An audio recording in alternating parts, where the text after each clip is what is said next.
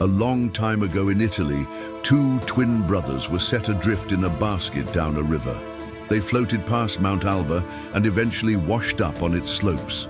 Soon after, they were discovered and taken in by a she-wolf who nursed them as her own. When the boys grew older, they left the safety of the wolf family and founded a settlement at the base of Mount Alba. They named it Rome.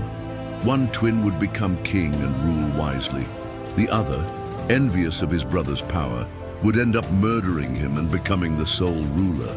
His name was Romulus, and under his reign, Rome grew from a small village into a great city-state, amassing enough power and prestige to subjugate its neighbors. And that, my friends, is where our story begins. Today we look at the maps, and we know the Roman Empire as one of the largest and longest-lasting civilizations in history. But back then, the concept of an empire was something completely foreign. So let's go all the way back to the start and find out how Rome went from being a small Italian village to ruling the entire Mediterranean. Rome, like many great cities, was built on 7 hills. In the 8th century BC, the settlement occupied only the first hill, Palatine. But by the 6th century, they had expanded to the nearby Aventine and later on to the Capitoline. By 500 BCE, Rome controlled all 7 hills and became a city-state with a population of around 100,000 people. The Latin people who settled Rome were no different from their neighbors, the Etruscans and Greeks. They loved their parties, and even more so, they loved their wine. While most of Europe was settling into villages, the Romans were lighting up their feasts with candelabras and drinking silver goblets. But the Romans weren't just partying. They were also laying the groundwork for what would become one of the longest-lasting governments in history, the Roman Republic. The Roman Republic lasted from 509 BC until 27 BC. It was a form of government in which a group of elected officials or representatives govern and make laws on behalf of the people.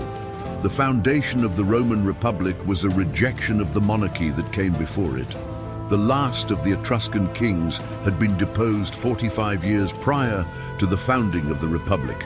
But still, there were elements within Rome that wanted a king.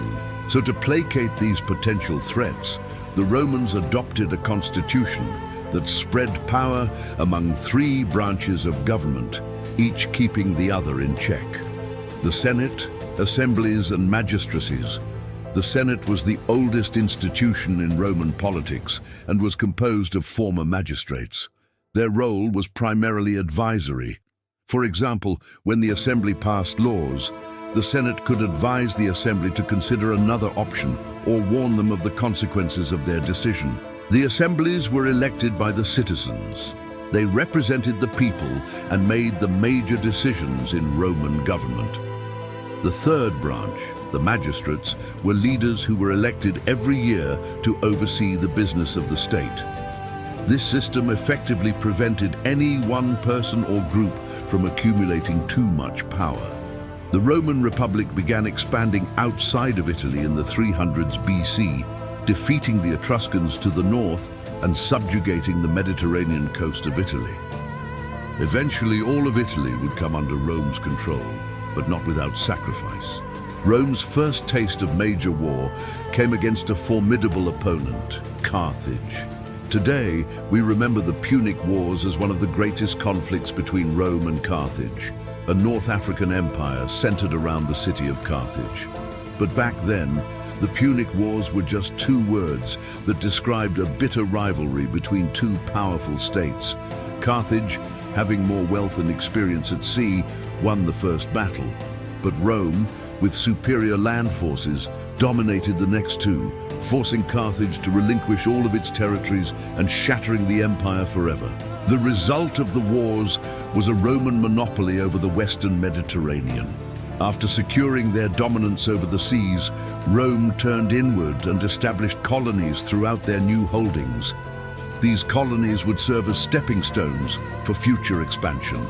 As the Roman Republic grew, so did its population. Slaves captured during the wars flooded into Rome, along with former prisoners of war. This influx of people created a social hierarchy in Rome. The rich landowners were called patricians, and the common folk were called plebeians. The plebeians were mostly farmers, merchants and artisans, while the patricians were made up of the upper class, nobility and former politicians. Slavery was deeply entrenched in Roman society. Slaves performed all the menial tasks and were considered property. Over time, this would cause tension between the patricians and plebeians. The plebeians felt that their voices were not being heard in the assemblies, and their interests were not being represented by the patrician elite. This tension led to a series of clashes between the two groups, but eventually they reached a compromise. Player representatives were allowed to sit in the Senate, but only after the death of a patrician senator.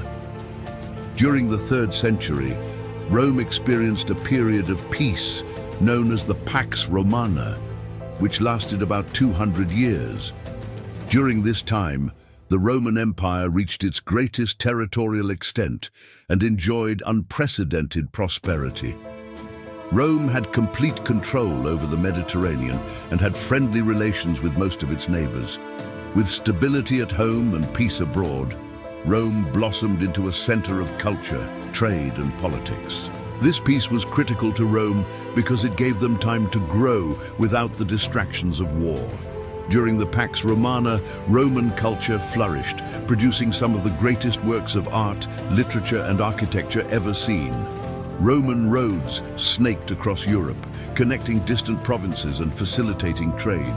The Republic's path to total domination wasn't always smooth. There were rebellions to put down, rivals to conquer, and neighboring kings to deal with. But Rome handled it all, proving themselves to be masters of real estate and military tactics. Thanks to their vast network of roads, Rome had unmatched logistical efficiency, allowing them to supply their armies no matter how far away from the city they were.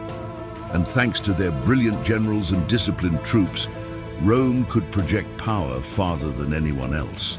By the end of the 2nd century BC, Rome had conquered Greece, and by the start of the 1st century, they were knocking on Parthia's door in the east and Britain's in the north. By this point, you probably know the story of Julius Caesar, the Roman general who crossed the Rubicon, defeated Pompey, and laid siege to Gaul. After conquering Gaul, Caesar returned to Rome in triumph, having single-handedly transformed the Republic through military conquest. Under his rule, Rome enjoyed a brief period of stability and prosperity. But this peace was short-lived. Caesar was assassinated by a group of senators who feared he was becoming too powerful. A power struggle ensued, ending with Octavian, Caesar's adopted son, emerging victorious and taking the title of Augustus. And just like that, the Roman Republic ended and the Roman Empire began. Augustus ushered in an era of peace known as the Pax Romana. Rome experienced 2 centuries of unprecedented stability and prosperity. The empire stretched from Spain to Syria and Egypt. Trade flourished, and the economy boomed. Cities thrived, roads were repaired, and monumental buildings were constructed.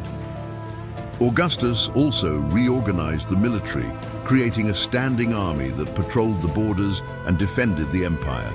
He established a series of provinces throughout the empire, each governed by a Roman senator. This system of provincial governors ensured that the far-reaching empire remained connected to Rome. Augustus also implemented a legal code that applied throughout the empire, bringing a sense of order and justice to the diverse peoples under Roman rule. Rome had spread from a city-state in central Italy to a sprawling empire that spanned 3 continents. The population of Rome alone had grown to over 1 million people. The Mediterranean was now officially a Roman lake. Rome was the richest city in the ancient world, housing the greatest architectural marvels. Its infrastructure was unparalleled, with aqueducts providing fresh water to the population. The Colosseum entertained the masses with gladiatorial combat and wild animal hunts, Rome was truly the center of the world. Some of the most famous emperors during this period included Hadrian, who was responsible for codifying Roman law and establishing the city of Hadrian's Villa. Then there was Trajan, who oversaw the empire at its greatest territorial extent and built Trajan's Column to commemorate his victories. And who can forget Marcus Aurelius, the philosopher emperor, best known for his personal reflections on life and death in Meditations. He also wrote the Institutes, a foundational text for Roman law. Life in Rome was extravagant, to say the least. The average Roman enjoyed luxurious baths, public transportation, grand festivals, and free grain. All of this was paid for by the massive wealth extracted from Rome's far-flung provinces. And though life was good for the average Roman, it was amazing if you were a slave. In fact, the further you were removed from slavery, the better your life was likely to be in Rome. Religion played a significant role in Roman culture. The Romans were polytheistic, believing in a pantheon of gods that they shared with the Greeks. Jupiter, Mars, Minerva, Venus, and Neptune were just a few of the Olympians living atop Mount Olympus. They worshipped these gods through elaborate rituals and festivals, seeking their favor and averting their wrath. The Romans were also known for their respect for other cultures and religions, allowing for a degree of religious tolerance within the empire. They even adopted deities from other cultures, such as Isis and Osiris from Egypt. As Rome grew in size, so did its army. Early Roman soldiers wore no armor and carried no shields, only a dagger and a small sword. But as they encountered more heavily armed opponents, they realized the need to protect themselves. Slowly they started wearing leather armor and carrying wooden shields. By the end of the Republic, they had adopted chain armor and oval shields, which would become iconic symbols of the Roman military. And though their armor evolved, their weapons stayed relatively the same, mostly using swords, daggers, and spears. Rome's military dominance can be attributed to several factors. First was their highly organized system of logistics, which allowed them to keep their troops supplied and their armies on constant patrol. Another key factor was their highly disciplined troops, which consisted of both professional soldiers and citizen levies.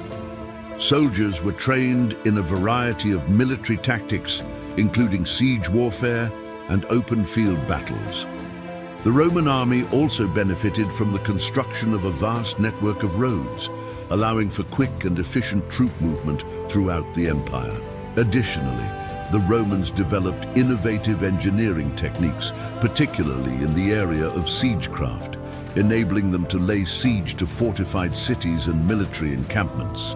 Finally, Rome's success in war was aided by their ability to adapt to new situations and incorporate new technologies. They learned from their opponents and incorporated useful tactics into their own military doctrine.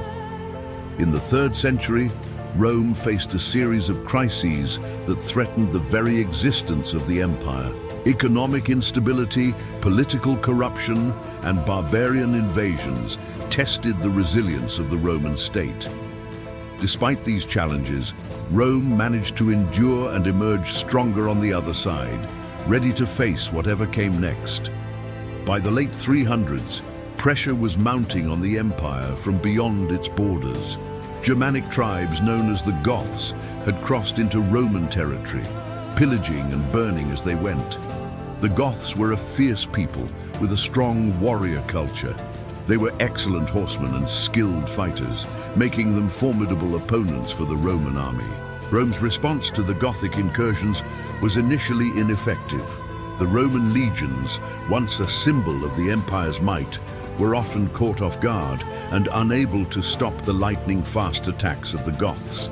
However, as the situation grew increasingly dire, Rome began to take more drastic measures. They fortified their borders, raised larger armies, and implemented new military strategies to counter the Gothic threat. One of the most famous Gothic leaders was Alaric the Visigoth. He led his people in a series of devastating raids across the Italian peninsula, sacking important cities and threatening the very heartland of the empire. The most shocking of these attacks was the sack of Rome in 410 CE.